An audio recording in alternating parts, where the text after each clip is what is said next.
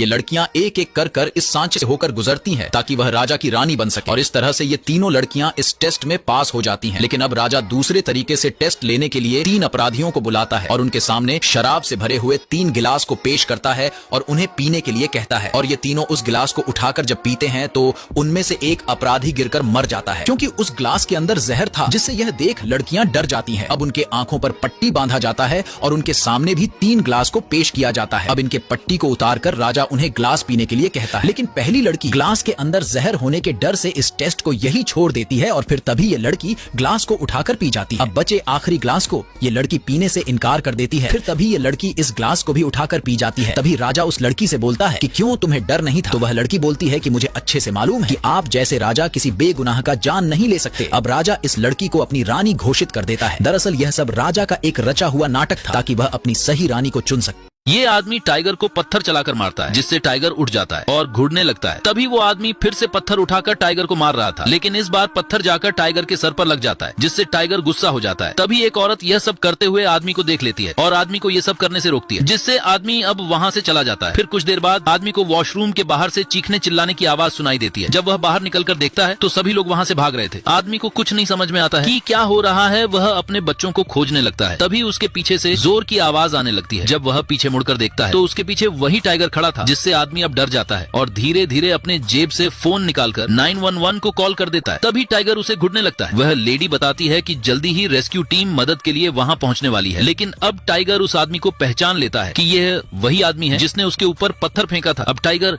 आदमी के ऊपर अटैक करने वाला था। तभी आदमी जाल के ऊपर कूद के दूसरी तरफ आ जाता है। तभी रेस्क्यू टीम आकर टाइगर को बेहोश कर आदमी को बचा लेती है। ये औरत एक बच्चे को जन्म दे रही थी। तभी एक छोटा सा हाथ औरत के पेट से बाहर निकलता है। तभी बच्चा खुद ही अपने माँ के पास बाहर आता है, जिस वजह से वहाँ मौजूद सभी लोग हैरान हो जाते हैं। तभी बच्चा अपने पिता का फोन लेता है और स्मार्ट तरीके से स्वाइप अप करके टैब पर क्लिक करता है और वह गूगल पर सर्च करता है कि कैसे गर्भनाल को काटा जाता है। बच्चा नर्स से कैंची मांगता है और बड़ी ही सफाई से अपना गर्भनाल खुद ही काट लेता है। ये देख सभी डॉक्टर शॉक हो जाते हैं। फिर नर्स बच्चे को कपड़ा पहनाती है। तभी बच्चा नर्स के फोन को उसके पैकेट से निकाल लेता है और एक सेल्फी लेता है, जिसे वो इंस्टाग्राम पर अपलोड कर देता है। तभी बच्चा अचानक से नीचे गिर जाता है, जिससे सभी लोग डर जाते हैं, लेकिन बच्चा अच्छी किस्मत वाला था, उसे कुछ नहीं होता है। बच्चा अब डॉक्टर के लैपटॉप के पास जाता है और अपने YouTube चैनल को खोलकर वीडियो शेयर करता है। इसके बाद अब बच्चा लाइव आकर डॉक्टर का वीडियो बनाने लगता है और वहाँ से फिर बाहर निकल जाता है। बच्चे को पता चलता है कि उसका तो अभी वैक्सीन लगा ही नहीं, इसीलिए वह गूगल मैप की सहायता से अपने नजदीक के वैक्सीन सेंटर को खोज कर वहाँ जाने लगता है, जिसके कारण अब बच्चा इंटरनेट पर छा। इस आदमी ने अपनी पूरी जिंदगी में किसी चीज के लिए कभी भी पैसे खर्च नहीं किए और अभी तक कोई इसे पकड़ भी नहीं पाया है। जब इसे भूख लगती है तो यह किसी भी रेस्टोरेंट में जाकर वहाँ चुपके से चीजों को आपस में बदलकर कॉफी का ग्लास खाली कर देता है और चुपके से वेटर के प्लेट से खाने को चुराकर अपनी भूख मिटा लेता है और दूसरे की टिप दिए गए पैसों को थमाकर वहाँ से बड़े आराम से निकल जाता है, मानो कि वो वहाँ का रेगुलर कस्टमर हो। ऐसे ही एक दिन वो मॉल जाता है, लेकिन यहाँ पर इसका चोरी करने का तरीका गजब का होता है। ये मॉल में रखे हुए सामानों को चुपके से चोरी करके दूसरे के बैग और पॉकेट में डाल देता है और फिर जो भी चीजें इसे जरूरत की लगती है वो अपने कोट में छुपा लेता है। अब लोग जैसे ही बाहर जाते हैं तभी अलार्म बजनी शुरू हो जाती है। अब सेल्स गर्ल भी कंफ्यूज थी। तभी ये अपने मैनेजर को इसके बारे में बताती है। मैनेजर कहता है कि हो सकता है कि अलार्म खराब हो चुका है और कहता है कि फिलहाल के लिए लोगों को जाने दो। अब सेल्स गर्ल सभी को जाने देती है, जिसमें ये आदमी भी एक कैंडी का बिलिंग करवाकर और बाकी सारे सामानों को अपने कोट के अंदर छुपाकर बड़ी सफाई से वहाँ से निकल जाता है। ब्रश करते हुए लड़के को कुछ आहट होता है। वो दरवाजे की तरफ देखता है जो अपने आप खुल रहा था। तभी उसे एक भूतनी का पैर दिखाई देता है जो हवा में भटक रही थी। तभी इस लड़के को पता चलता है कि ये भूतों को देख सकता है। भूतनी भी ये पता लगाने के लिए झट से लड़के के सामने आ जाती है और पूछती है कि तुम मुझे देख सकते हो क्या? लेकिन लड़का बिना कोई एक्सप्रेशन दिए चुपचाप ब्रश करने लगता है। भूतनी को इस पर शक हो जाता है और वो छम छम छम करके पता लगा लेती है कि लड़का उसे देख पा रहा है। फिर भूतनी अपना मुंह खोलती है। उसकी काली बदबूदार हवा लड़का बर्दाश्त नहीं कर पाता और वो भूतनी को खींचकर एक चाटा लगाता है, जिससे उसका सारा भूतियापन निकल जाता है। भूतनी को भी लगता है कि यार मैं क्या ही भूतनी बनूंगी और वे अपने भूतियापंती से संन्यास लेकर पतली गली से निकल जाती है।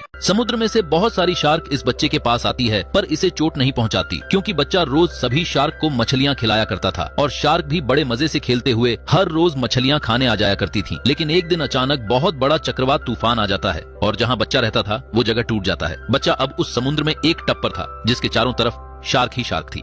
बच्चा बहुत डर जाता है क्योंकि शार्क बच्चे को घेर लेती है, लेकिन फिर शार्क पहचान जाती है कि ये तो वही बच्चा है जो हर रोज इनको मछलियां खिलाया करता था। फिर शार्क बच्चे को अपने ऊपर बिठाकर एक जगह पर ले जाती है जहां शार्कों का झुंड रहता है।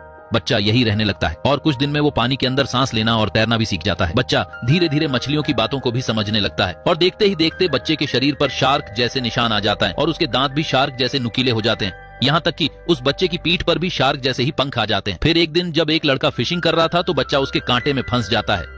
इस प्लेन के अंदर जरा से भी किसी ने आवाज निकालने की कोशिश की तो उसके साथ कुछ भी हो सकता है।